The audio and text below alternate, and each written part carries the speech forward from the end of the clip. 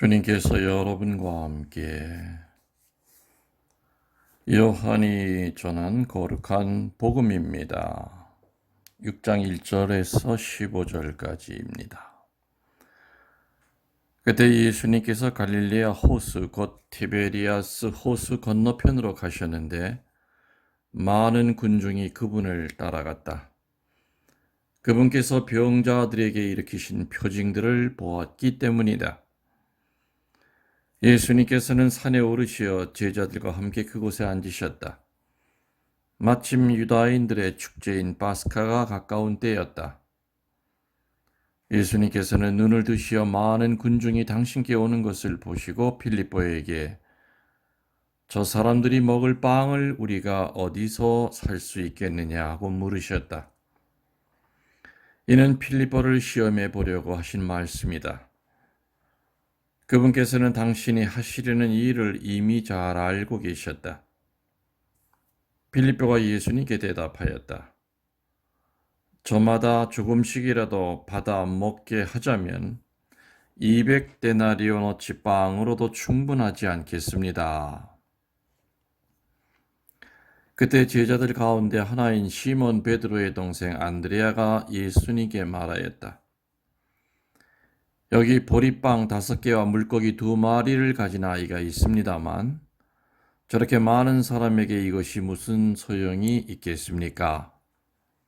그러자 예수님께서 사람들을 자리 잡게 하여라 하고 이르셨다. 그곳에는 풀이 많았다. 그래야 사람들이 자리를 잡았는데 장정만도 그 수가 5,000명쯤 되었다. 예수님께서는 빵을 손에 들고 감사를 드리신 다음 자리를 잡은 이들에게 나누어 주셨다. 물고기도 그렇게 하시어 사람들이 원하는 대로 주셨다. 그들이 배불리 먹은 다음에 예수님께서는 제자들에게 버려지는 것이 없도록 남은 조각을 모아라 하고 말씀하셨다. 그래서 그들이 모았더니 사람들이 보리빵 5개를 먹고 남긴 조각으로 12광주리가 가득 찼다. 사람들은 예수님께서 일으키신 표징을 보고 이분은 정말 세상에 오시기로 되어 있는 그 예언자시다 하고 말하였다. 예수님께서는 그들이 와서 당신을 억지로 모셔다가 임금으로 삼으려 한다는 것을 아시고 혼자서 다시 산으로 물러가셨다. 주님의 말씀입니다. 그리스도님 찬미합니다. 찬미 예수님, 부활 2주 금요일 미사를 봉헌하고 있습니다. 오늘 복음을 여러분들 바로 그 자리에 계신 것처럼 예수님 가까이에 계신 것처럼 또 예수님의 그 숨소리를 들을 수 있을 정도로 가까운 자리에 여러분들이 앉아 계시고 그래서 예수님의 그 얼굴 표정 또 하시는 말씀 또 그 앞에 앉아 있는 제자들의 그 당황스러운 그 표정 이런 것들을 한번 좀 이렇게 머릿속에 그려 보시고 저와 같이 오늘 복음의 여정을 떠났으면 합니다. 요한이 죽었다는 얘기를 예수님이 들으십니다. 그래서 갈릴리 호수, 다른 말로 티베리아 호수 건너편으로 건너가십니다. 물론 배를 타고 가셨겠죠. 근데 배를 타고 갈릴리 호수 건너편으로 가신 이유는 분명히 군중들과 좀 거리를 두시기 위함이었을 겁니다. 요한이 죽었다는 이야기를 듣고 얼마나 답답하셨겠습니까? 그래서 이제 조금 혼자 생각하실 것도 있을 것이고, 그래서 아무튼 배를 타고 피하듯이 이렇게 건너가십니다. 그런데 기적을 눈으로 보고 체험했던 군중들이 가만히 있을 리가 없습니다. 군중들이 따라갑니다. 아마 그 군중들 대부분은 환자 아니면 그 환자를 간호하는 사람들로 대부분이 이렇게 구성이 되어 있을 겁니다. 뭐 남자만도 5천 명이라고 그러니까 뭐 당연히 여자들이 더 많이 갔을 것이고, 그럼 여자들을 한 뭐 3배 정도로 보통 이렇게 봅니다.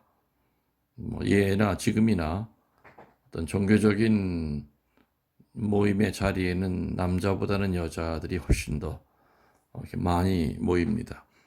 그렇다면은 남자만 5천 명이기 때문에 15,000명 정도는 분명히 됐을 겁니다. 이 15,000명이라고 하는 이 숫자는 대단한 겁니다. 당시 인구가 그렇게 많지 않았을 것이고, 또 교통수단이 없던 상황으로 볼 때 상상을 초월하는 숫자입니다. 지금 이 시대에도 5천 명이 모이는 그런 집회라고 그런다면은 큰 실내 체육관을 가득 메워야만 5천 명이 됩니다. 그러니까 당시로는 상상할 수 없는 그런 어마어마한 그 숫자의 군중들이 예수님을 따라서 티베리아 호수 건너편으로 뭐 당연히 걸어갔겠죠. 뭐 배 타고 가진 않았을 겁니다. 배를 타고 가셨기 때문에 예수님이 먼저 제자들과 함께 산에 오르셔서 자리를 잡고 앉으셨는데, 가만히 보니까 저 밑에서 새까맣게 정말 어마어마하게 많은 사람들이 산으로 올라오는 그 모습을 예수님이 위에서 밑으로 내려다 보십니다.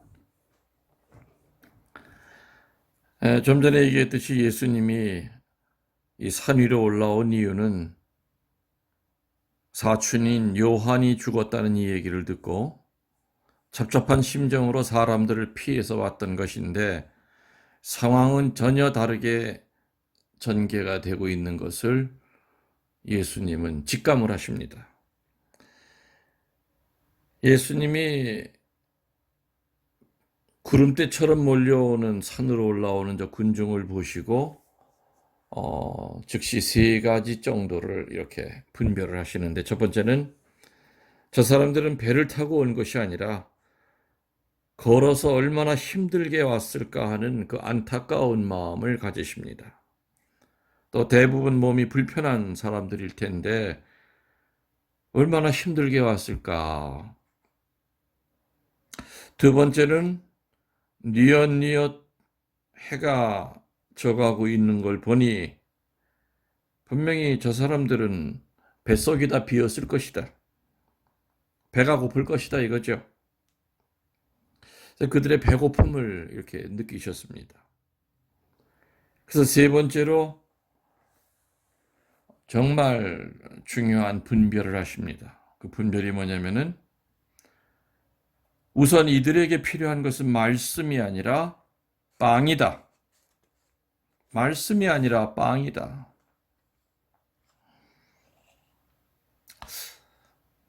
이런 분별을 예수님이 하십니다.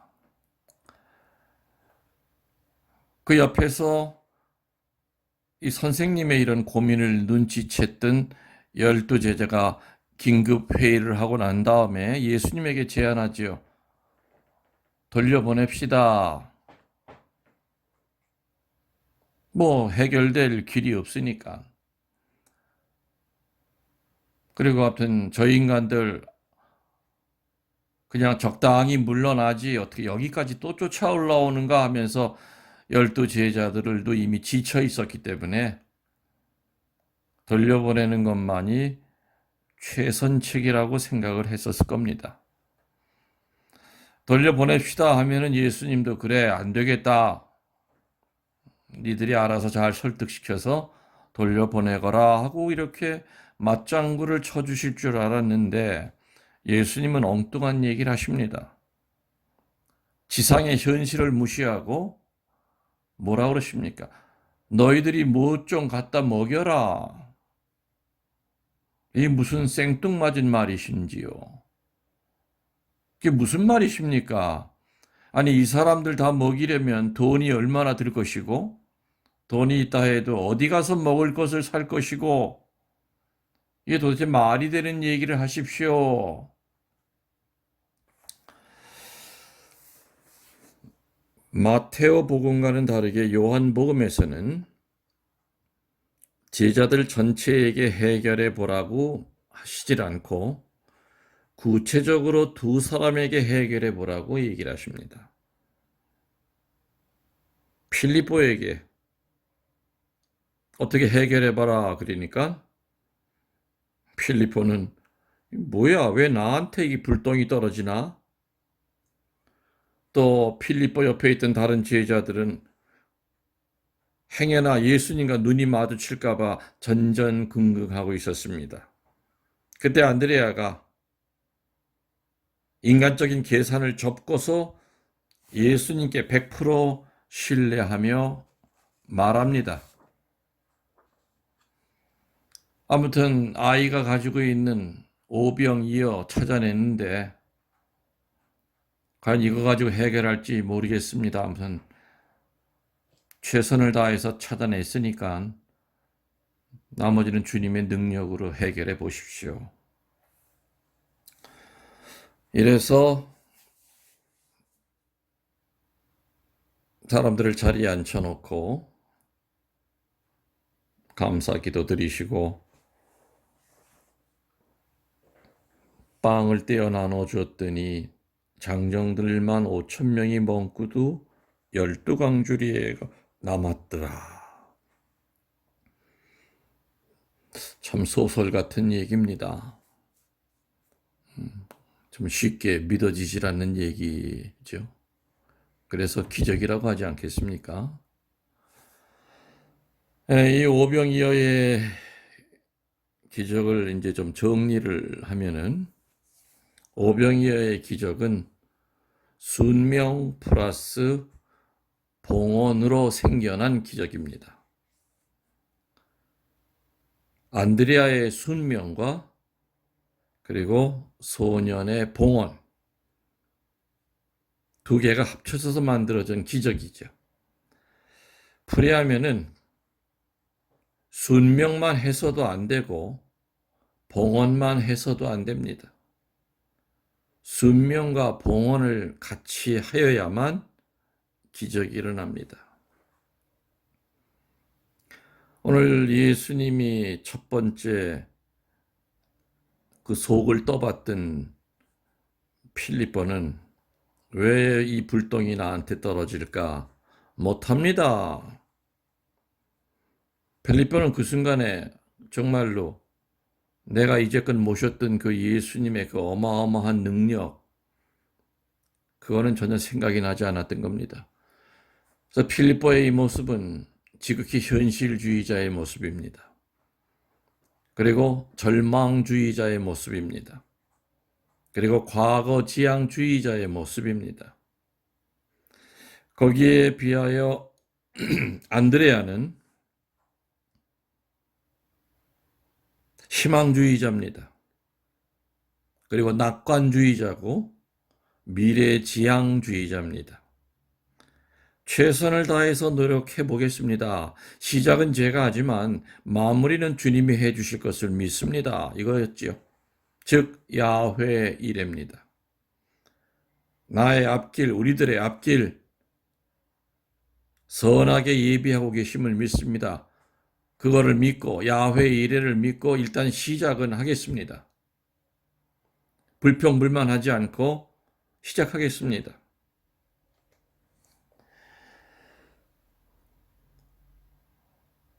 오병이어 빵 5개와 물고기 2마리를 봉헌한 우리 소년도 우리가 잊지 말아야 될 겁니다.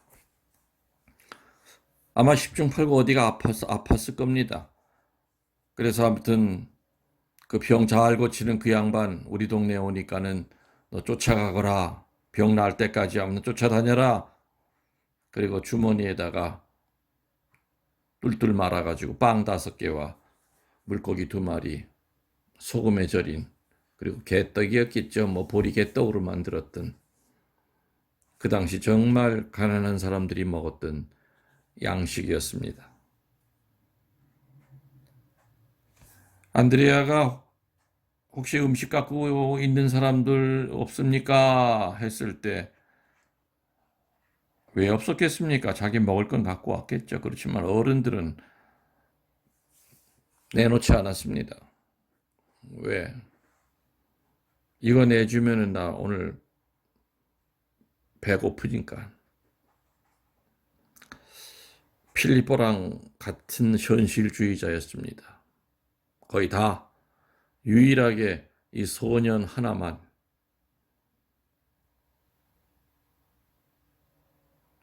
빵 5개와 물고기 2마리를 안드레아 손에 넘깁니다. 예수님께서는 돌멩이를 가지고 빵을 만드실 수 있는 분이십니다. 이 소년이 빵을 봉헌하지 않아도 얼마든지 그런 능력을 보이실 수 있는 그런 분이시죠. 그렇지만 예수님께서는 우리가 가지고 있는 보잘것없는 것이라도 우리가 봉헌할 때 그것을 아주 유용하게 쓰십니다. 우리가 가지고 있는 것과 있는 그대로의 나를 드리려 하지 않기 때문에 사실은 기적이 안 일어나는 겁니다. 봉헌은 하느님의 것을 하느님에게 되돌려 드리는 것이라고 제가 수도 없이 얘기를 드렸습니다. 내 것의 일부를 띄어서 하느님에게 적선하듯이 드리는 것이 봉헌이 아니라 애초부터 내 것은 아니었기 때문에 그분의 것 그분에게 돌려드리는 겁니다.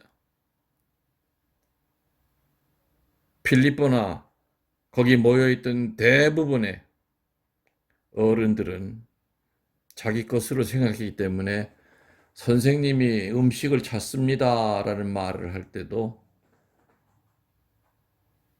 내 거를 왜 줘?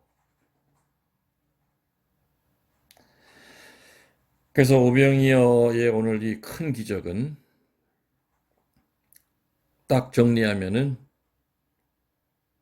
순명 플러스 봉헌은 기적이 일어난다는 것으로 정리를 하겠습니다. 그리고 아까도 얘기했지만은 순명만 해서는 기적이 안 일어납니다. 봉헌만 해서도 기적이 안 일어나고 순명과 봉헌이 같이 이루어져야만 상상할 수 없는 기적이 일어난다는 것을 우리를 다시 한번 가슴에 새기시고 지금 여러분들 여러 형태의 하느님의 도움을 필요로 하시는 분들이 있을 겁니다. 그랬을 때 정말 필요로 하는 것만 우리가 생각했을 뿐이지 하느님에게 순명을 얼마나 했는가, 하느님에게 얼마나 봉헌을 하고 살았는가, 늘 하느님 앞에서도 대차 대조표를 만들고 손익계산서를 만들어서 늘 하느님 앞에 드리는 것을 뺏기는 거라고 생각한 적은 없었던가. 그러면서도 늘 하느님에게 달라는 것은 또 해결해 달라고 하는 것은 또 얼마나 많았던가. 순명하십시오. 그리고 봉헌하십시오. 그럼 여러분이 지금 간절히 원하는 거 일어날 것을 믿습니다. 아멘. 주님께서 여러분과 함께 전능하신 천주 성부와 성자와 성령께서는 우리 교우들에게 강복하시고 순명하는 사람, 봉헌하는 사람으로서 늘 하느님의 기적을 체험하고 야훼 일의 삶을 살 수 있도록 우리 교우들을 축복하소서. 우리 주 그리스도를 통하여 비나이다. 아멘.